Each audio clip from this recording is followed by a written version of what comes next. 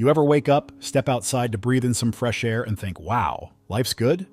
Yeah, that wasn't my morning. Name's Jeremy Walker, 29, and I live in this quiet little suburb that pretends it's too classy for drama. Spoiler alert, it's not. Anyway, I'm standing there on my porch, coffee in hand, wearing what I call my lazy dude uniform, basketball shorts and an old hoodie. The sun's doing its thing, birds are chirping, and bam, that's when I see it. A dumpster. A giant rusted stink factory of a dumpster parked right on my lawn like it paid rent. Are you kidding me? I said out loud, because obviously I needed the universe to hear my disbelief. It wasn't just any dumpster though, no. This thing looked like it had been yanked straight out of a landfill, sprayed with eau de garbage, and delivered overnight as some kind of cosmic joke. Now, I know what you're thinking. Maybe it was a mistake. Maybe someone got the wrong address. Nope. This dumpster had intent. It was smack in the middle of my grass, just sitting there, daring me to do something about it. I walked up to it, hoping it wasn't as bad as it looked. Spoiler alert. It was worse. The smell hit me like a slap in the face. Rotten food, old tires, maybe a dead raccoon or two. It was a buffet of bad decisions. And the flies? They were having a rave. Before I could even start swearing, my nosy neighbor, Mrs. Carter, waddled over. She's this sweet but too curious for her own good lady who thinks she's the mayor of our street. "Morning, Jeremy," she said, smiling like this wasn't a crime scene. "Got a new lawn ornament, I see." "Yeah, Mrs. Carter," I said, pinching my nose. "It's called What the Actual Hell." She leaned in, because God forbid she miss any details. "Oh, honey, I saw them put it there last night." My jaw practically hit the ground. "Wait, who's them?" She pointed her bony finger down the street.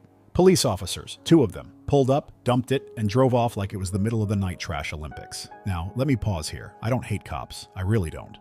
But this was some next-level nonsense. Who does that? And why my lawn? Did I win some twisted raffle I didn't know about? After Mrs. Carter hobbled back to her garden, I stormed inside and pulled up the footage from my security camera. Sure enough, there it was. A patrol car rolled up at 2:37 a.m. 2 officers got out, hauled the dumpster onto my lawn like it was a pizza delivery, and left without a care in the world. At first, I just stared at the screen, wondering if this was real life. Then I laughed. Not the ha-ha funny kind, but the I'm about to lose my mind kind. This wasn't just rude, it was insulting. I don't know what they thought they were doing, but I wasn't about to let it slide. I posted the footage online with a caption that read, "When public servants forget who pays their salaries." Within hours, people were commenting things like, "Dude, sue them," and "Is this a new city program? Adopt a dumpster?" By midday, the dumpster drama had spread through the neighborhood. People were stopping by to gawk at it like it was some kind of tourist attraction. One guy even joked, "You should charge admission, man." Hilarious. Then there was the city sanitation department. I called them thinking, okay, they'll handle this. Big mistake. The woman on the phone sounded like she'd rather be anywhere else. "Sorry, sir," she said, monotone as hell. "That's city property. We can't move it without a police report." I blinked. "You mean the same police who put it there?" "That's correct. You know that feeling when your brain just short-circuits from too much stupidity?" "Yeah, that was me." I hung up before I said something that'd get me banned from calling again.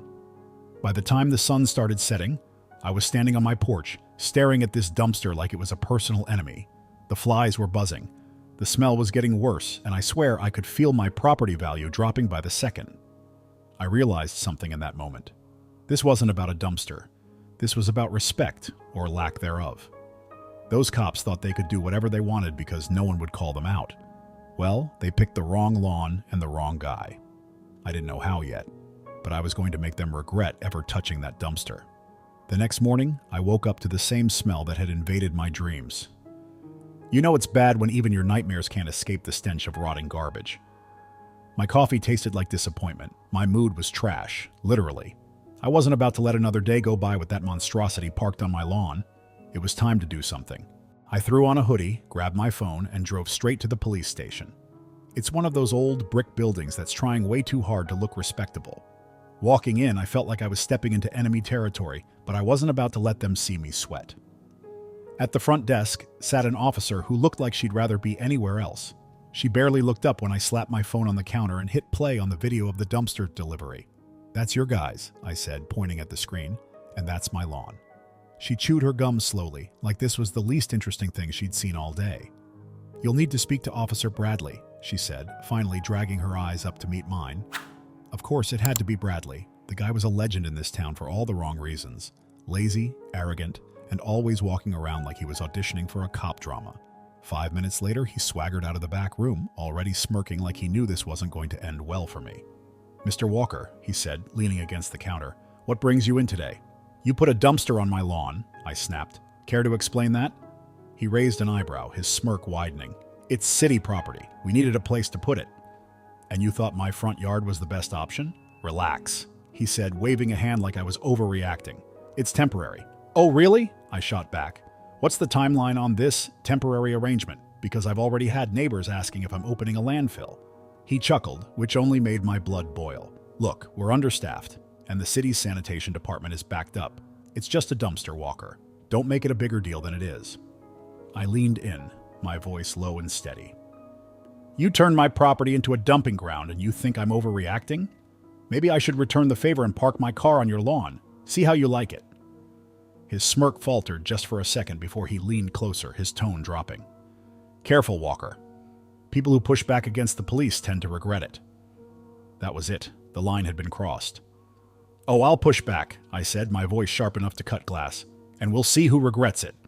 I stormed out of there, adrenaline pumping, my hands shaking from the mix of anger and frustration. Once I got back home, I knew what I had to do.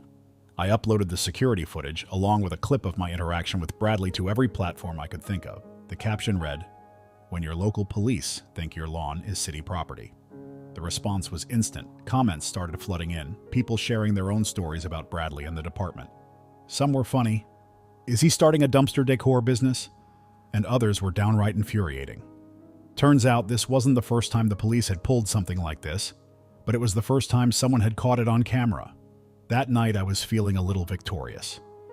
The video was blowing up, people were calling out the cops, and I thought maybe, just maybe, this was the start of some accountability.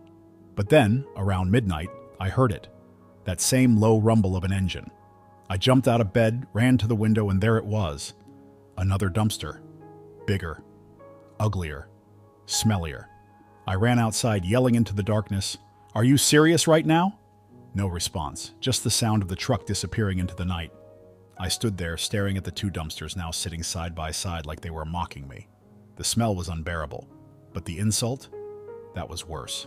They weren't just dumping trash on my lawn anymore, they were dumping it on my dignity, and if they thought this was going to scare me off, they were dead wrong. By the next day, the dumpster saga had turned into a full-blown circus. My lawn wasn't just an eyesore anymore, it was a public spectacle. Neighbors were stopping by to take pictures like it was a roadside attraction. One guy even shouted, "Hey, is this performance art?" Hilarious. But things took a turn when a local reporter reached out saying they'd seen my viral video. "Care to comment on the growing dumpster drama?" they asked. "Oh, you bet I did." I laid it all out. How the cops dumped their trash on my property, refused to move it, and then tried to intimidate me when I pushed back. By the time the interview aired, the story had legs. People were sharing it everywhere, calling out the police department for their blatant abuse of power. That night, I thought I was finally making progress. Then came the noise. I stepped outside, and there it was, dumpster number 3. At this point, it was like they were trying to turn my lawn into a city landfill. The smell was apocalyptic, but my rage? That was nuclear. It wasn't just about me anymore. They were making an example out of me, trying to show what happens when someone stands up to them. But here's the thing, if they wanted a fight, I was ready to go 10 rounds. The next morning, I decided enough was enough. If the cops thought they could trash my lawn and get away with it, they were about to learn otherwise. I called a local journalist to film everything. My lawn, the dumpsters, and most importantly, me confronting the department again. "They think this is a joke," I said to the camera. "Well, let's see how funny it is when the whole city's watching." I marched back to the station, cameras in tow, and this time, the smirks were gone.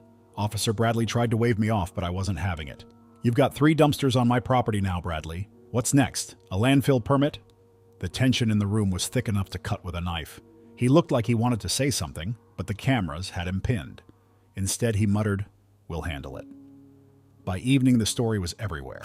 Turns out, this wasn't just a bad decision by a couple of officers. It was part of a shady scheme to offload city waste without paying for proper disposal. The department was under fire, and Bradley? Suspended.